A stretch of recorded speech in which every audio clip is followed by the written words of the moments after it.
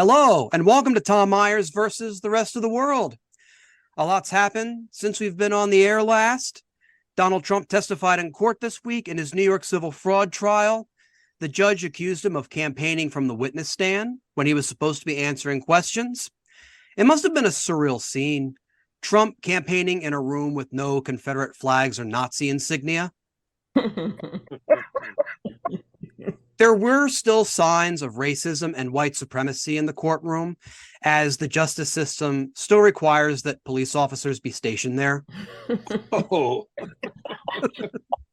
Mike Johnson is the new Speaker of the House. If the Republicans wanted to elect someone unassuming for the office, they've managed to do it.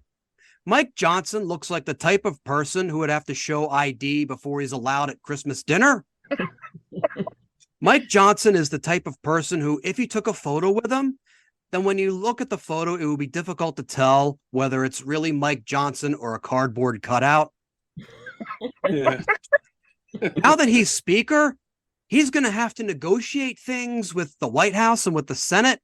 He's going to have to negotiate aid for Ukraine and Israel and keep the government from shutting down. He's so conservative. He'll be there with Biden, Schumer, Hakeem Jeffries, even Mitch McConnell. They'll be trying to find solutions to these problems. And Mike Johnson will be going, now, before we agree to any terms, let's solve this pressing issue of playing video games on the Lord's Day. The Republicans elected a speaker who is so religious that he can't even say he has a mandate, because if one House Republican utters the word mandate, they'll be sent to Jesus camp. And just when they had gotten used to using it, only when they were sure Lauren Boebert had left the room. No. The Republicans went from having speakers like Paul Ryan and Kevin McCarthy, who yearn for the days of Ayn Rand, to Mike Johnson, who yearns for the days when you could buy the latest edition of the scripture. Elections took place this week in Virginia, Kentucky, Ohio, and various municipalities across the country. Now, I should say we're recording this episode on Tuesday night before the polls close in most of these places. And the measures range from governor's races to abortion measures and legalization of marijuana. Basically, while everyone else is setting their clocks back 1 hour, some voters are celebrating the end of daylight savings time by setting their clocks back to the Handmaid's Tale. The Texas Rangers beat the Arizona Diamondbacks 4-1 to win this year's World Series. It was an historic World Series, as when the matchup was set, millions of sports fans Googled, who are the Texas Rangers and the Arizona Diamondbacks? Absolutely.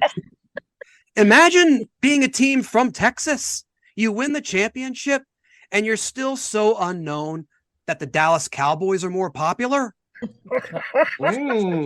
Stormy Daniels canceled a public appearance with zero notice. Coincidentally, Zero Notice was her nickname for Trump's dick. Oh, gosh. And that's how we end monologues with a callback, as they say in the monologue biz. So on that note, on with the show. Please join me in welcoming Gina Brown, Polite Kitty, and David Kaye. Hey, Tom. Hello. Everyone, welcome back. David, welcome back to the show. Great to be here with you. Yeah, on election day. Yeah. Something interesting happened since you were last on the show. Why don't you go ahead and tell us about it? I appeared on the Mike Huckabee show. I even got a cup. I'm wondering. They gave me a mug. I got a swag bag. They gave me a swag bag. Yeah, but surely the stuff that's in a Mike Huckabee swag bag, you already have. I presume you have a Bible, and well, I don't know. I don't want to. Yeah. That's all you need is a Bible, because you can pray everything away. Well, there was a Bible, my NRA application. Oh yeah. And there were several things that I shouldn't do. I couldn't do those things there. So, but it was a very bizarre and it was bizarre and it was amazing at the same time. As you know, I am not a a TBN fan, a TBN watcher. I don't watch the Trinity Broadcast Network. No. No, I don't. But when I was offered the opportunity to be on the TBN network on the Mike Huckabee show, when their talent agent contacted me, I said, "Oh, well, my daughter is going to Kent State University and I still have to pay for it. So sometimes you have to just let go of your moral, your feelings, and just go with where the money is." I always say the devil, the devil's check always clears. Leave it to Republicans to elect a House Speaker named Mike Johnson, which sounds like he was named after a dildo. Specifically, the dildo that Matt Gaetz would use when the ecstasy wears off. You want to imagine Mike Johnson? Then just picture Jack Shephard from Lost or Burn Notice actor Jeffrey Donovan and take away their personalities. I'm fairly sure that once Mike Johnson was elected Speaker, Democrats and Republicans muttered, "Oh, sweet Jesus," in varying tones for different reasons. Things are so bad with the Republican Party now that if George Santos said he was sitting next to Lauren Boebert during one of the Speaker votes and he said she gave him a hand job, he'd probably be telling the truth for once. Our country is in such bad shape at this point that even Russia and China are getting ready to hack our infrastructure, and they look at us and go, nah, they're doing just fine on their own. Joining us tonight, please welcome Jess Feeney. Thank you. Good to be here. So I imagine you have quite a few opinions on the somewhat possibly rightward slant we're taking as a society. I think that, this is a topic that's kind of evergreen, I think no matter what time you're living in, as anyone who's even remotely left of center in America, you're always going to be kind of nervous about the tug towards the right. And I think that, we still haven't escaped some of our roots as a country, which was founded upon, obviously, one, arguably two racial genocides. And I don't know if we've ever fully confronted that as a culture. I think that we still keep thinking we can build on top of it and kind of cover it up. And we've never really confronted the fact that in order to change it, we have to kind of pull it out by the root. But obviously there's a huge alarming push to the right now. And I think that, this one in particular, you could try and trace the roots back. I think that probably the election of Barack Obama still has a lot of echoes. People are still super pissed about that. But, before that, it was, the Reagan era in the 80s and, the vilification of poor people and minorities using crack and AIDS. And then before that, you had the civil rights movement. And then before the civil rights movement, you had, basically, it was a very different country, but I think that basically since the country's inception, it's been a slow slog toward the right, but it does seem like every time we make significant progress, there's a pushback. And I think that electing the first Black president was kind of this monumentous achievement for the left, and just for, if you want to take politics out of it, just kind of for humanity and equality. And obviously there's going to be pushback from that because when you have a culture that's founded upon white supremacy, misogyny, classism, the people who benefit most from that and have benefited most from that for whatever the long 200 years that our country has existed. Anytime there's a perceived loss of power by those groups, there's going to be anger and pushback, and I think that's true of all of these red waves, if you will, and it's true of this one now. Upon his election, it was time for America to get to know Mike Johnson.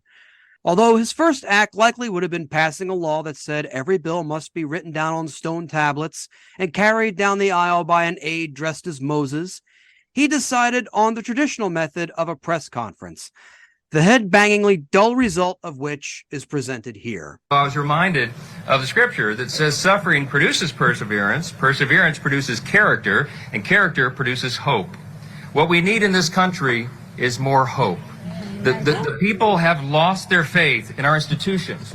Their faith is at an all-time low. And one of the reasons they've lost it is because the Congress, over the years, has not delivered for the American people well enough. We're in the majority right now. We've gone through a little bit of suffering. We've gone through a little bit of character building. And you know what it's produced? More strength, more perseverance, and a lot of hope. And that's what we're about to deliver to the American people. But we are ready to govern, and that will begin right away. You've all heard me talk a lot today, and I'm not going to belabor the point because the sun is bright and it's too warm for the fall. But I'll say this. We're going to dispense with all the usual ceremonies and celebrations that traditionally follow a new speakership because we have no time for either one. The American people's business is too urgent in this moment. The hour is late, the crisis is great. In America, we hear you. He said the hour is late. This press conference was at 3:00 in the afternoon. I love when he was like, it's too hot for the fall, but he doesn't believe in any version of science and climate change whatsoever. Clearly he does, because that was like total like tongue-in-cheek joke. Like, I love when the veil slips, because you fucking know. You know they're so full of shit. Like, he knows. He knows. He was like, we haven't done our work. That's you're talking about. Person. He's like, Congress hasn't done the work. Yes, you say I haven't done my work. Yeah, for 3 weeks they didn't do work. Right. And they brought that on themselves. For 2 years they haven't done work. And so also, like, what was this? He was saying that like adversity creates the opportunity for hope, so so people need to experience more adversity. So he's literally gonna give people more hope by making it worse for them. Was that his whole point? I'm not sure. I mean, Yeah, I guess.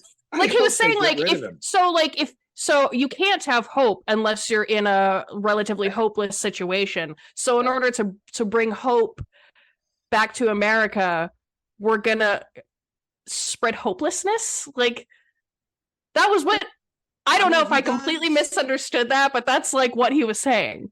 Congressional Republicans, now united behind a new speaker, are ready to return to uniting against accountability, as this clip of a reporter asking about Mike Johnson's involvement in overturning the results of the 2020 election shows us. Mr. Johnson, you helped lead the efforts to overturn the 2020 election results. Will you? Oh, God.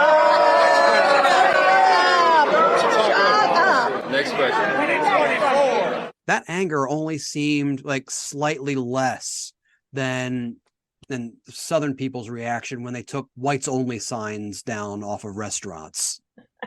I didn't think that there were that many people who actually knew who he was. So I think that that's really nice to have all those people stand with him. Because as soon as they said Mike Johnson, we were all like, who? Who's Mike Johnson? And he's the kind of guy that will, he's the kind of guy who would say yes to decertifying votes. He just kind of seems like this amalgam of like all of the bad things, you know, like he's got this, like he seems like if you typed in white devil into Chat GPT, like this is what it would spit out. Like, Mike Johnson, are you fucking kidding me? Right. Yeah, every speech that he's ever written would come up in Chat GPT. It's a psychological thing. It's a game. It's playing chess. It's how can we get this guy in these reactions? That's all it is. Mm-hmm. The media tripping all over themselves to put themselves in the path in the favorable light of a new Republican Speaker of the House is not a new phenomenon. Under its new conservative ownership, CNN is trying to dispel the assumptions that it has been a part of a vast left-wing deep state. Case in point, here is a segment of a speech made by Biden lamenting the loss of civility in political discourse and the summing up of said sentiments by Wolf Blitzer and former Maryland Governor Larry Hogan. And there's something dangerous happening in America now. There's an extremist movement that does not share the basic beliefs in our democracy. The MAGA movement. Not every Republican, not even a majority of Republicans adhere to the MAGA extremist ideology. I know because I've been able to work with Republicans my whole career. But there's no question that today's Republican Party is driven and intimidated by MAGA Republican extremists. Their extreme agenda, if carried out, would fundamentally alter the institutions of American democracy as we know it. My friends, they're not hiding their attacks. They're openly promoting them, attacking the free press as the enemy of the people, attacking the rule of law as an impediment, fomenting voter suppression and election subversion. Did you ever think we'd be having debates at your stage of your careers where banning books and burying history?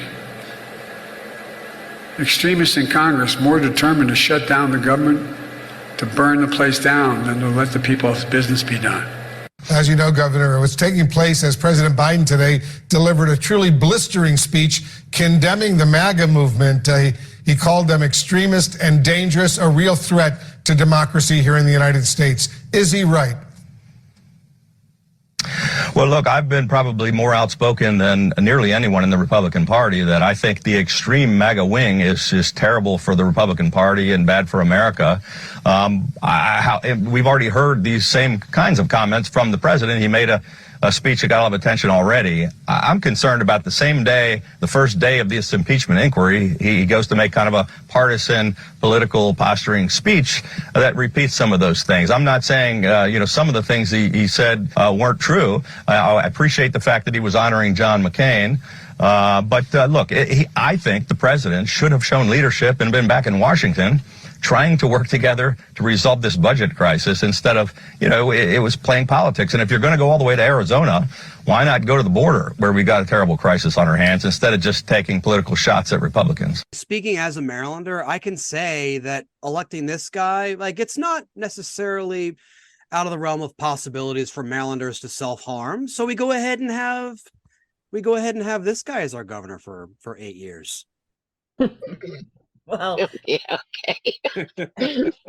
yeah, I don't know what we were thinking. That I actually don't agree with Hogan when he said that Biden should have gone to the border. I have a problem with that, obviously, where there's a situation down there. I don't know what I think he was trying to play both sides at that time. I think he's known and everybody knows that he is a moderate and that he doesn't believe in this extremist faction of the Republican Party. So I think he heard himself saying that, and Wolf Blitzer was saying, you've been known to, so he had to say something that was typical Republican conservative sort of talking point, which was why wasn't he at the border? So I think that was just Hogan playing both sides and making sure that he acts still like a true Republican.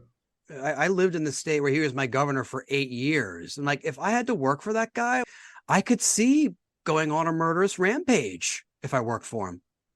Wow. It's not often that a network like Fox allows dissenting views from a major political figure on live television, which makes this exchange between Sean Hannity and California Governor Gavin Newsom noteworthy.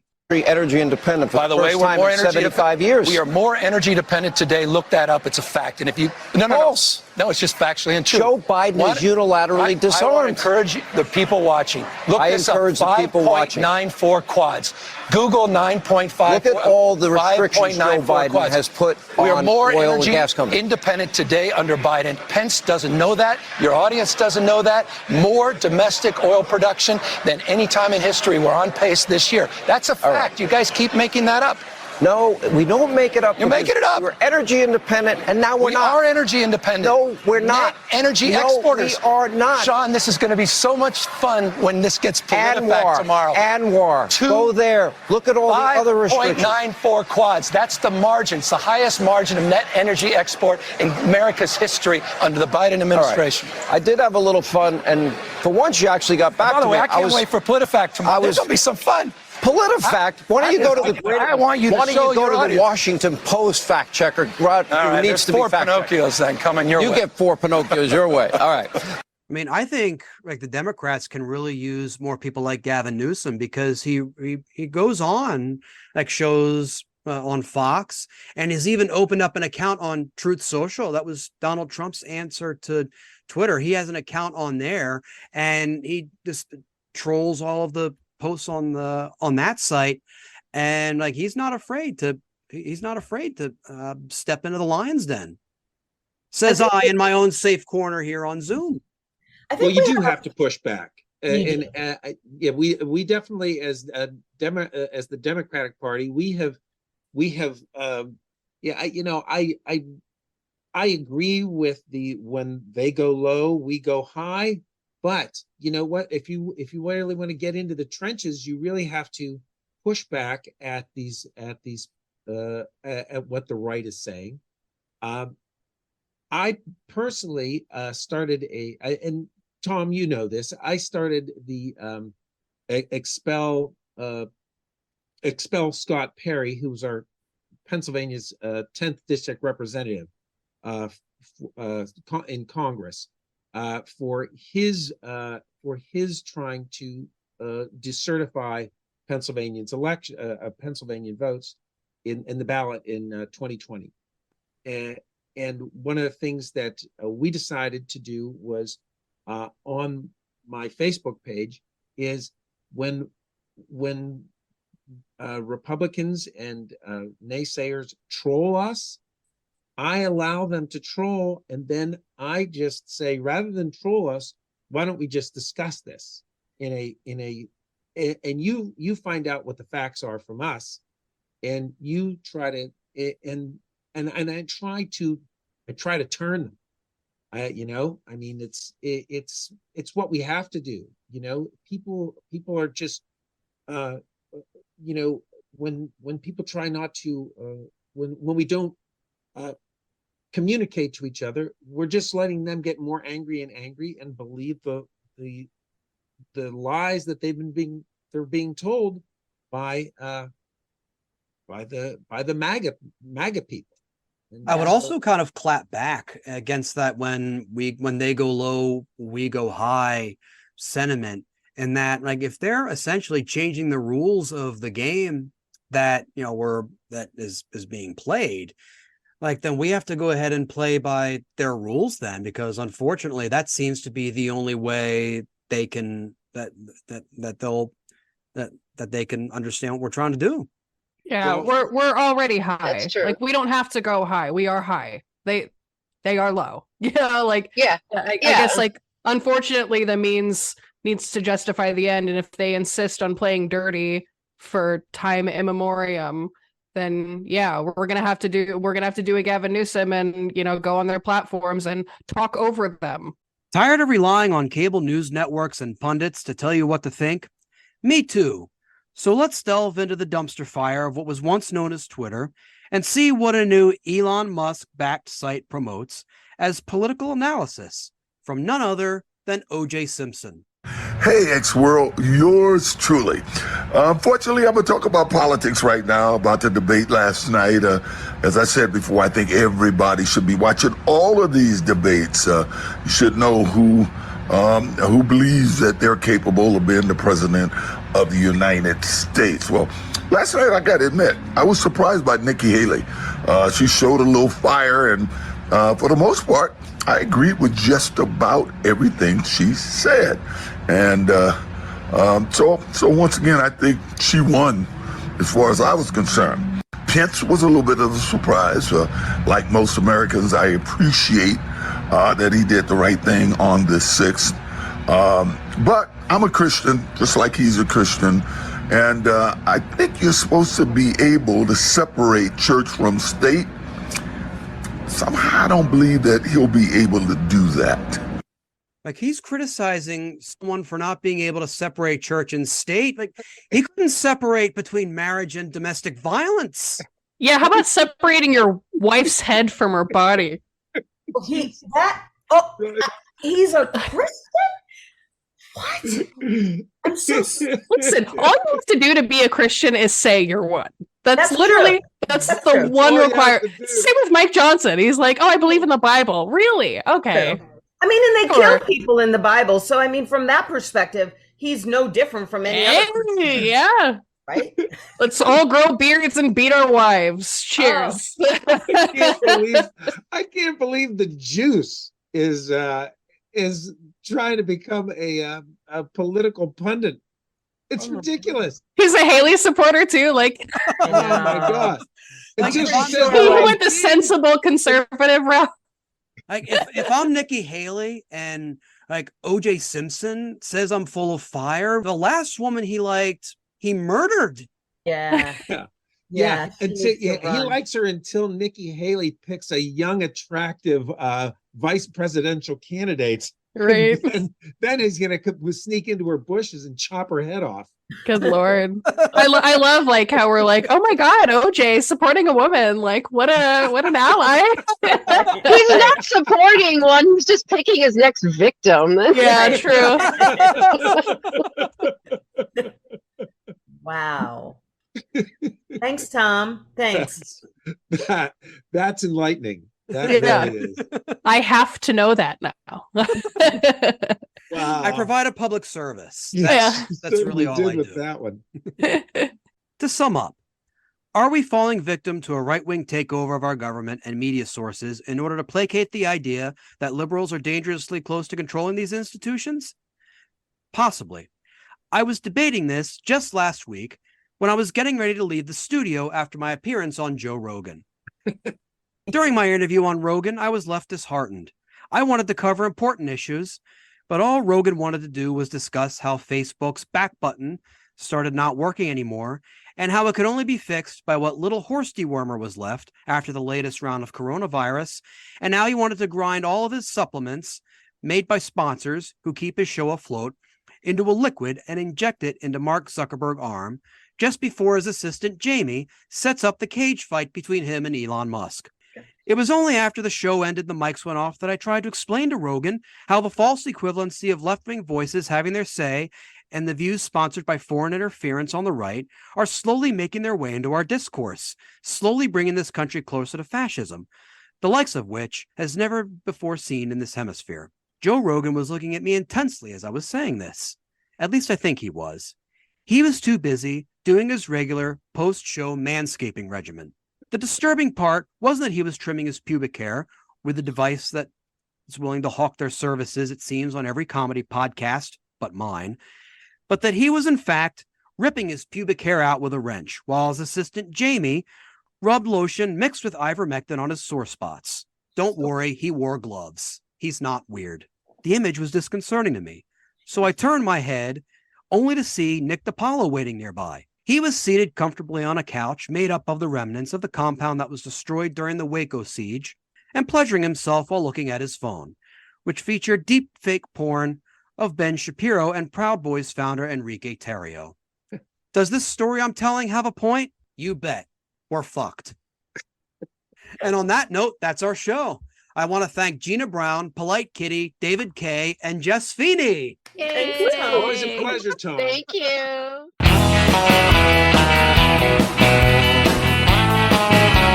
This episode was written and hosted by Tom Myers with panelists Gina Brown, Polite Kitty, and David Kaye, and guest Jess Feeney. Theme music composed and arranged by Jeroen Vandenhurck.